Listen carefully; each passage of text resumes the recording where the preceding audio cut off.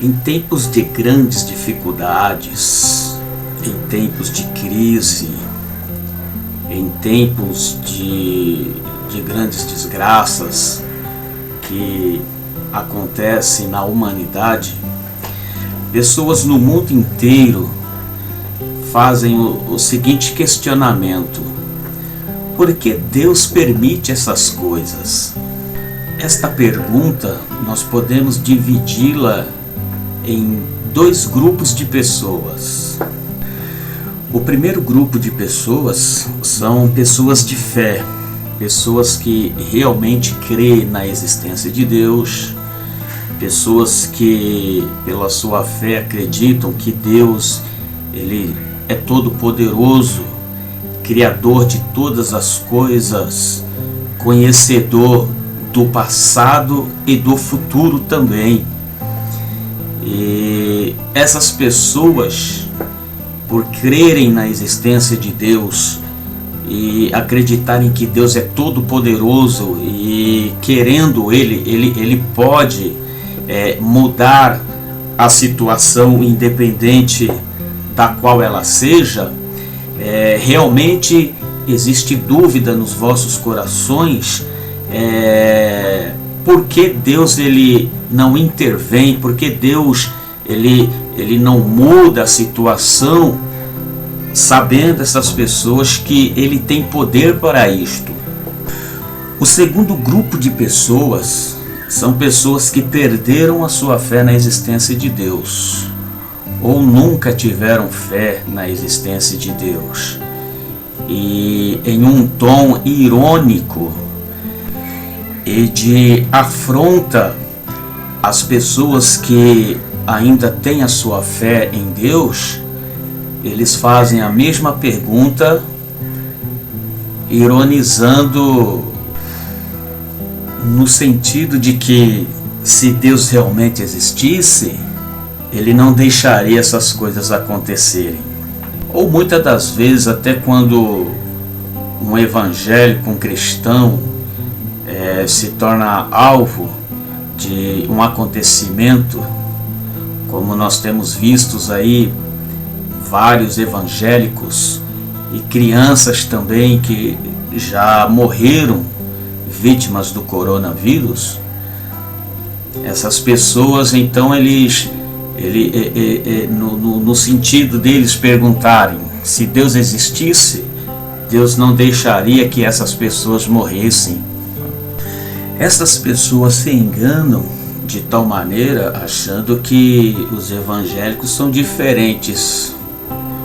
E não somos diferentes, né? Somos pecadores como toda pessoa não evangélica, como toda pessoa que não crê em Deus, somos pecadores também. A diferença é que nós reconhecemos que somos pecadores, ao contrário daqueles que não creem em Deus, ou alguns que até mesmo possam crer na existência de Deus, mas não aceitam a existência do pecado, dizem que o pecado não existe. Nós, ao contrário, reconhecemos a existência do pecado e para isso nós recorremos a Deus. Ser evangélico não nos torna imunes das desgraças que acontecem no mundo, mas ser evangélico nos dá a esperança de que, ainda que nós venhamos ser afetados pelos males que acontecem neste mundo, se morrermos, a nossa esperança é que nós ressuscitaremos e iremos nos encontrar com o Senhor nos céus. Essa é a esperança que nós temos e é o que nos torna diferente de qualquer pessoa que endurece o seu coração para com Deus. Mas eu quero dizer a vocês que Deus, ele não tem nada a ver com os males que têm acontecido sobre a humanidade. Este não foi o plano que Deus ele traçou para nós no início. Os planos de Deus para a humanidade no princípio eram totalmente diferentes. Em Gênesis capítulo 1, a partir do verso 26, diz o seguinte: E disse Deus, façamos o homem à nossa imagem, conforme a nossa semelhança, domine ele sobre os peixes do mar, sobre as aves do céu, sobre os animais domésticos e sobre toda a terra, e sobre todo réptil que se arrasta sobre a terra. Gênesis, capítulo 2, o verso 15. Tomou, pois, o Senhor Deus o homem e o pôs no jardim do Éden para o lavrar e guardar. Então vemos aqui que através dessas dois versículos bíblicos no livro de Gênesis, que Deus ele criou o homem no propósito de que o homem pudesse administrar, o homem pudesse cuidar deste mundo cujo qual nós vivemos hoje. Mas no princípio, conforme Gênesis diz, Deus ele cria um jardim, e neste jardim Deus ele colocou o homem que havia criado e deu ordens para que ele dominasse sobre as criaturas. Essa era a função e esse era o propósito de Deus para com a vida do ser humano, para que ele pudesse cuidar do mundo cujo qual Deus havia criado. E o interessante de tudo isto é que o texto também diz que Deus ele visitava Adão no jardim sempre na virada do dia, ou seja, num período da tarde, no momento em que o sol estava se pondo e a noite estava chegando. Nesta virada do dia, Deus visitava Adão no jardim, certamente para conversar com Adão, ver como estava o andamento da administração que Deus havia colocado nas mãos dele. Gênesis ainda capítulo 2, verso 19 diz: Da terra formou, pois, o Senhor Deus todos os animais do campo e todas as aves do céu, e os trouxe ao homem, para ver como lhes chamaria. E tudo que o homem chamou a todo ser vivente, isso foi o seu nome.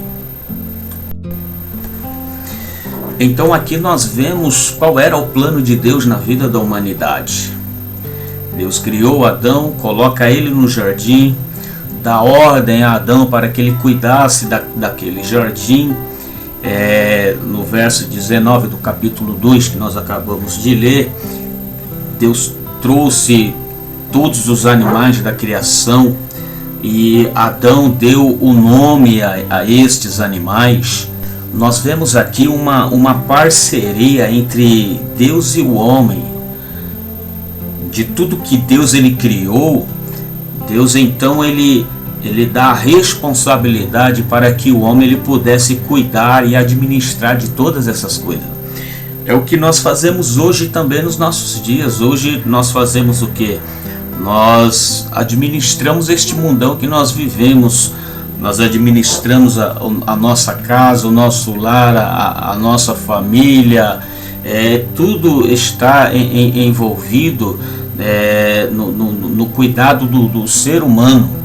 É lógico que com certeza você pode até perguntar, mas o mundo na situação que se encontra hoje, era isto que Deus ele queria para nós? É lógico que não. Como disse a vocês desde o começo, a situação do mundo hoje, e inclusive até a má administração, porque o mundo ele está sendo mal administrado, tanto para as criaturas de Deus em termos de animais e vegetações, como até o próprio ser humano cuidar de outro ser humano. Está tudo errado. Nós vemos aí a ganância dos governantes políticos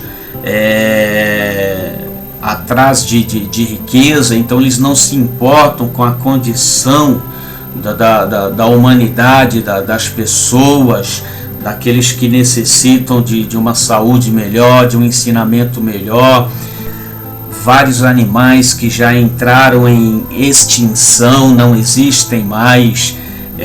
Abertura da camada de ozônio, aquecimento global, toda essa destruição que nós estamos vendo acontecer, acontece justamente pela má administração que os homens estão fazendo neste mundo, que era para ser cuidado com toda a sabedoria, com toda a preocupação de que nada faltasse, tanto para as pessoas como para os animais.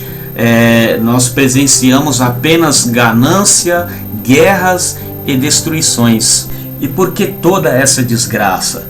É justamente pelo fato de que no início entrou o pecado no mundo. A partir do momento que o pecado entrou no mundo, todo o plano que Deus ele tinha para com a humanidade foi totalmente mudado. Deus então ele tira as suas mãos, ele tira o seu cuidado, e aí então Deus ele deixa que a humanidade siga o seu próprio destino, siga o seu próprio caminho. Vemos que no início, lá no jardim, Deus visitava Adão no jardim, conversava com Adão, tudo isto antes do pecado.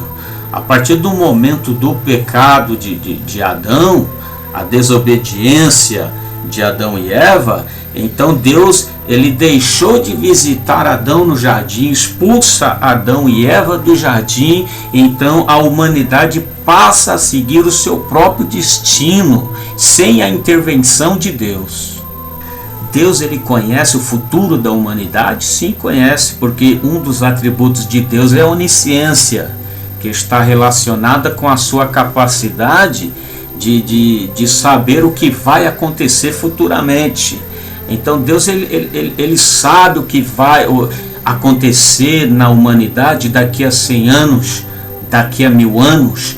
Eu costumo até dizer que Deus ele já sabe as pessoas que serão salvas, as pessoas que não serão salvas, tudo isto Deus ele sabe. Eu não estou falando aqui de predestinação, mas estou falando de onisciência de Deus, o poder de conhecer o futuro. E Deus ele deixa, a humanidade segue a sua trajetória como tem que ser seguida sem a intervenção de Deus. Não que Deus ele não intervém. Deus ele intervém sim no momento que ele acha que ele deve intervir em alguma coisa. Como por exemplo em Gênesis capítulo 5, capítulo 6, que fala a respeito do dilúvio no tempo de Noé, aonde Deus ele relata nesses capítulos que as pessoas naquele período, embora não fosse como a numeração existente hoje de pessoas, mas que naquele tempo essas pessoas que já haviam se desviado de tal maneira da presença de Deus, que a única solução que Deus ele viu foi de mandar o dilúvio e destruir aquelas pessoas perversas do tempo de Noé, onde Deus ele viu apenas a condição de poupar a Noé, a sua esposa, seus 3 filhos e as suas noras, que foram os únicos seres humanos ali poupados naquele período. Também Gênesis capítulo 18, capítulo 19, que fala a respeito da destruição de Sodoma e Gomorra, aonde ali é relatado pelos anjos que Deus havia enviado, que a perversidade de Sodoma e Gomorra era tão grande que a única solução ali era a destruição daquelas 2 cidades, daquelas pessoas, para que não acontecesse o que aconteceu nos dias de Noé, para que não houvesse uma contaminação generalizada das pessoas que ainda existiam ali, e viesse a necessidade de ser tomada uma direção em que houvesse a necessidade de se destruir muitos e muitos mais pessoas naquela época. Deus também interveio no meio da humanidade no momento em que ele enviou seu Filho amado Jesus para trazer salvação à humanidade. Chegou um momento que Deus ele viu que a única condição, a única maneira de se salvar mais pessoas seria a necessidade de enviar o seu único filho, Jesus, para trazer a salvação a um número maior de pessoas. Então, são fatos que aconteceram, que nós vemos aí a intervenção de Deus. Mas nas demais situações, demais acontecimentos aí, a humanidade segue o seu caminho, ela segue aquilo que tem que acontecer. E nesse período, nessa trajetória de vida, de acontecimentos, Deus ele escolhe se ele intervém, se ele muda alguma coisa ou não no decorrer desses acontecimentos. Então o que nós vemos hoje é só desgraça, só coisa ruim que acontece, pessoas que querem ser melhor do que a outra, querem ter mais do que os outros, sem se importar com as necessidades e as condições das demais pessoas. E tudo isto é culpa nossa, tudo isto é a nossa culpa, é o nosso pecado, é a nossa maneira de conduzir as coisas. E quando nós reconhecemos os nossos erros, os nossos pecados, quando nós reconhecemos a nossa necessidade de que Deus ele faça parte da nossa vida, nasce aí a esperança de que Deus ele ainda há de restaurar o controle e a administração na humanidade como Deus ele queria desde o princípio. Mas para isto, primeiramente, nós precisamos reconhecer a necessidade que nós temos de que Deus ele faça parte da nossa vida.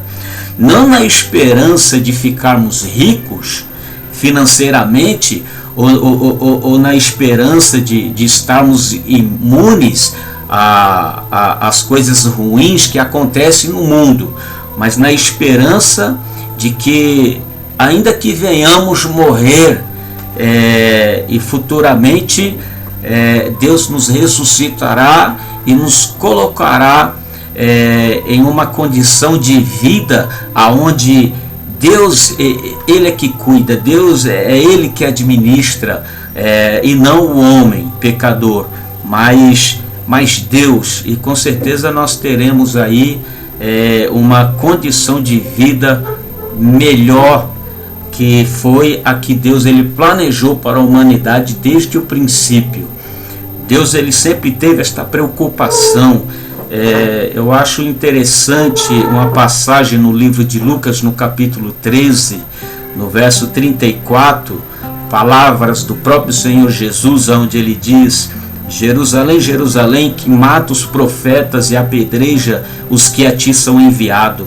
Quantas vezes quis eu ajuntar os teus filhos, como a galinha ajunta a sua ninhada debaixo das asas, e não quiseste. Olha aí, meus queridos, é muito bonito esta passagem, esta citação de Jesus.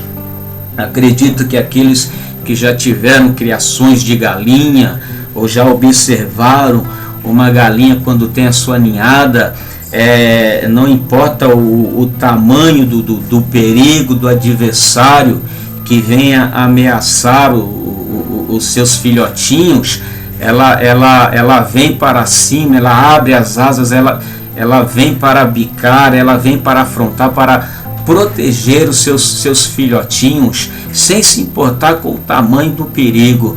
E essa foi a comparação que Jesus ele fez para com Jerusalém.